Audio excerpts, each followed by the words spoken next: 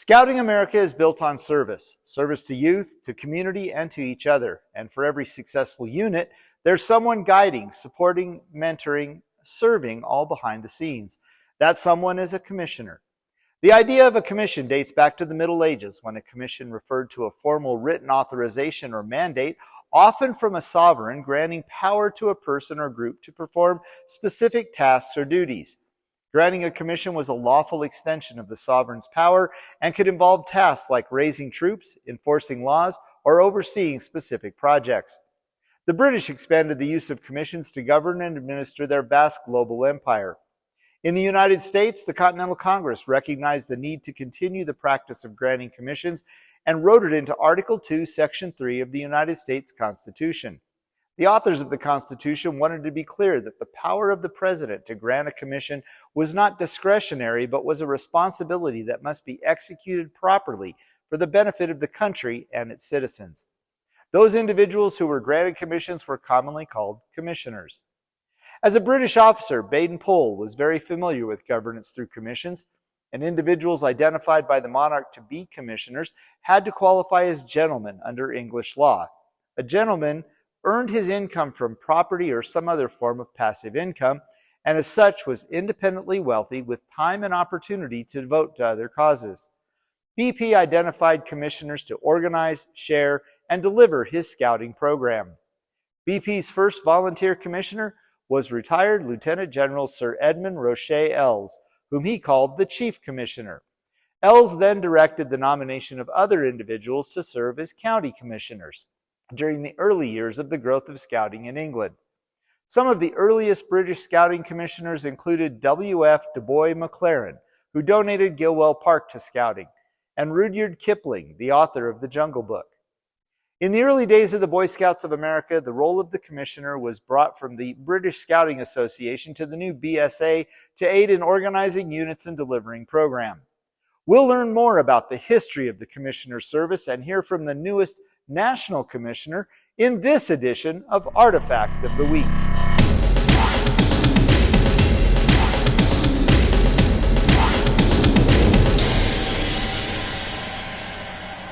In 1908 and 1909, Scout-like units were popping up all over the country. Many of them were using scouting materials brought to the United States from the British Scouting Association. Some of these units were organized at YMCAs, others were organized by churches, and still others were just groups of boys some adult was looking to keep occupied. Then William D. Boyce returned to the United States from an overseas trip, which included a stop at the headquarters of the British Scouting Association, where he obtained trunkloads of written materials about scouting in England. Sensing there was value in organizing scouting in the U.S., Boyce filed for Articles of Incorporation in Washington, D.C. on February 8, 1910. Now that Boyce had an organization, that organization needed some structure. Enter Edgar Robinson, Ernest Thompson Seton, Daniel Carter Beard, and a host of others who set about to identify those early steps and shape what the formal organization could look like. Competing groups were brought under the umbrella of the BSA, and a committee was formed to establish a national structure. The skeleton of the BSA was in place. On January 1, 1911, James E. West entered the picture. West was recruited to help the BSA put meat on the bones. He wasted no time.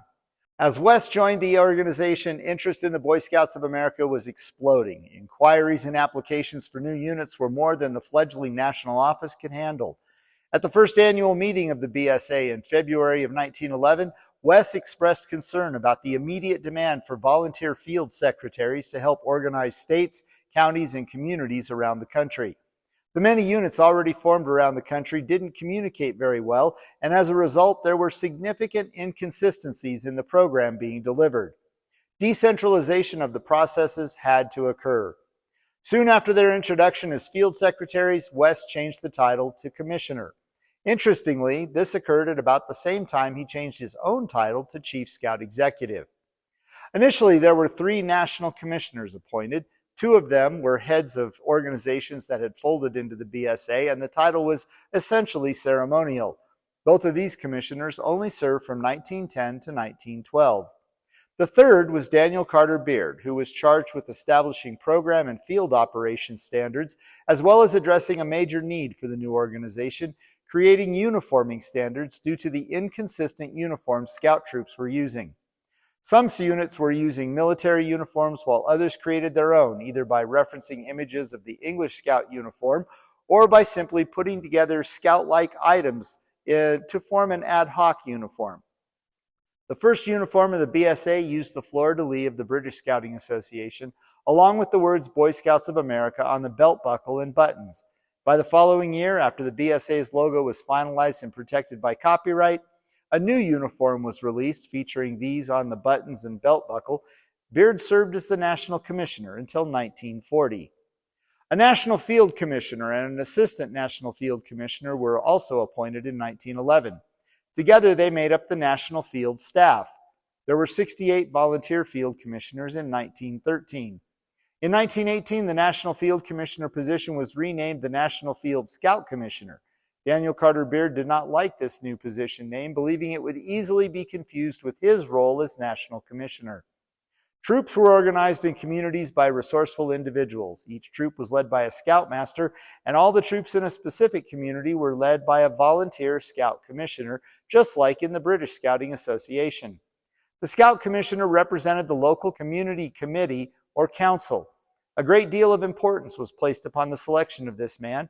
He was expected to have a great deal of outdoor experience and act as a local authority in all Scoutcraft matters.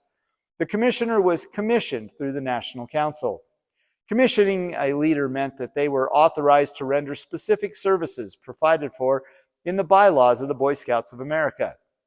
The Scout Commissioner's role was to introduce and maintain standards, provide camping opportunities, recruit additional leaders, facilitate leader training, establish local courts of honor, and stimulate the growth of local scouting. The 1912 BSA annual report mentions that there were 290 Scout Commissioners. As volunteers, many of them worked for other agencies, such as the YMCA, and traveled extensively, helping with scouting wherever they went. Besides organizing new councils, they also contributed to correcting false starts and restraining those who wanted to implement their own brand of scouting. From 1913 to 1917, the BSA was divided into 6 districts with a district commissioner for each national district. The original national districts were the West Coast, the Midwest, New England, New York, New Jersey, Pennsylvania, and the Southern District. This was later expanded to 12. By 1916, some of the field commissioners were serving in communities large enough that the community was able to raise enough money that they could transition their commissioner from a volunteer position to a paid position. These new paid positions were called field executives, scout executives, or executive secretaries, and the area was then identified as a first-class council. For those that were still led by a volunteer field commissioner, they were called second-class councils. By 1931, the only remaining second-class council was the Canal Zone of Panama. In 1920, the chief scout executive, recognizing that professional scout executives could move around from council to council, spoke at the first National Conference of Scout Executives about the importance of a strong local volunteer commissioner to provide long-term stability to a council. West suggested that the scout executive should be the general in the background, with the scout commissioner as the ranking uniformed officer, giving leadership to scoutmasters and acting as the ranking officer in public appearances. The 1920s also saw the first time the deputy commissioner position was introduced to assist the council commissioners in their duties. Over the next decade, as local councils grew, they began to divide into more manageable districts. With these new districts, more help was needed to share the workload. In 1931, the district commissioner position came on the scene as an outgrowth of the earlier deputy commissioner position. 1931 also saw the first BSA published material for guiding commissioners' activities. The book was called Adventures of a District Commissioner. Throughout the 1930s, scouting continued to grow, and so did the need for more commissioners. These new neighborhood commissioners were designed to serve up to at least 4 specific units, such as troops, ships, packs, and rover crews. Field commissioners also started in the 1930s. They were specialized representatives of the council and served a functional responsibility such as cubbing, senior scouting, Catholic scouting, camping, emergency service corps, or Sea Scouts. He was then the on-call to district and neighborhood commissioners as a technical expert in the program of choice. Later, exploring posts had commissioners known as the service team. All of these commissioners and professional titles and roles led to some internal conflict. For example, Scout commissioners reported to the local executive board and provided direction to the local Scout executive. Deputy Scout commissioners reported to the local Scout executive. There were also Scout commissioners who refused to give up authority and responsibility if and when they transitioned from a volunteer role to a professional role. It is reported that there was a Scout commissioner in St. Louis who refused to respond to correspondence, got the BSA in trouble with the local union, and smoked in public. At the 1928 National Training Conference for Scout Executives, a group was assigned to figure out the structure and role for the commissioner service. The group was almost evenly split over whether to eliminate the commissioners or to work to redefine the commissioners' various roles. By 1939, the Scout Commissioner position became an elected position on the Council Executive Board, tasked with representing the local Scout leaders and promoting Scouting in the area. In the 1940s, Scout Commissioners filled a variety of roles depending on the local council. BSA guidance for the local council essentially said, figure it out. Some of the ways that Scout Commissioners were used included as a counselor and advisor to the Scout Executive, as the council's Chief Inspection Officer or Chief Morale Officer, presiding over gatherings and events and publicly representing the local council. For other councils, the role was purely honorary. Most council bylaws during the time had all other commissioner positions reporting to the Scout Executive. The position of Scout Commissioner was totally ignored in the Scout Executive Guide, Personal Administration in Scouting, even though there is an entire chapter devoted to commissioners. Commissioner training at the time did not even mention the Scout Commissioner position. In the 1950s, the Scout Commissioner became known as the Council Commissioner. The National Council surveyed the local councils and learned that about 90% of them had an active council commissioner. 60% of those councils said that the council commissioner held monthly district commissioner meetings, and quarterly he met with all of the council's commissioners. Evidence showed that councils that held monthly district commissioner meetings did the best job with their commissioner staffs. The survey also showed that the council commissioner served as the morale officer for the council and led the annual membership roundup. Survey respondents also made a special point of the value of a solid working relationship between the council commissioner and the Scout executive. In the 1960s, council commissioners were formally assigned responsibility for heading up all the commissioner services in the council by leading monthly district commissioner meetings, keeping their commissioners informed, planning the commissioners' conference, working with the Scout executive and council president to establish measurable performance goals for the council to achieve, and being a strong influence in council, district, and unit activities. In the early 1970s, the role was expanded to include accountability for the national standard unit goals in the council and on-time charter renewals. Additionally, emphasis was placed on commissioner staff and district committee relationships being better defined, understood, and developed. This was also when the neighborhood commissioner became the unit commissioner with a clear mission to help units succeed.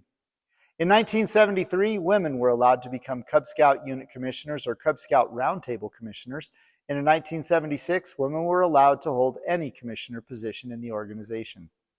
After 20 years of evolution of the role of the council commissioner, in 1975, a restructure of the BSA eliminated the position in an effort to streamline accountability from the unit to the national level.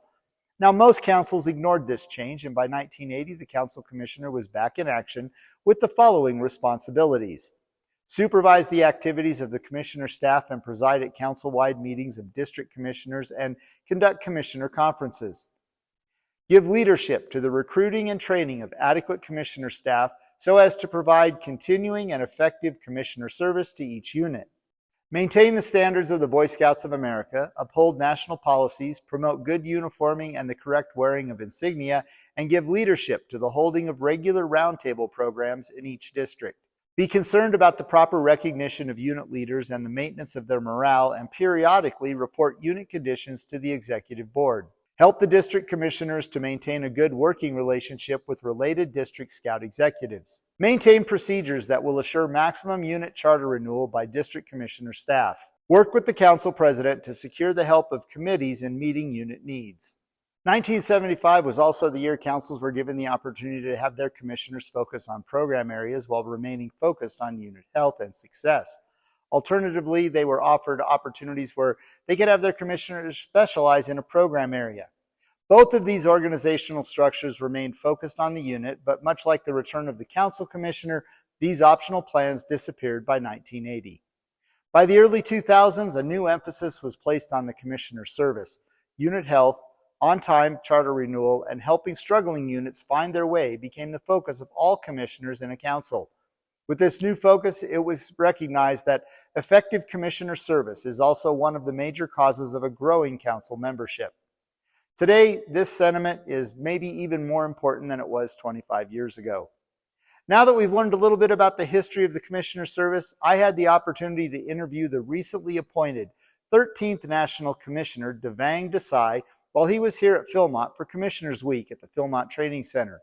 I asked Devang to share with me his vision for the commissioners serving across the Scouting America landscape.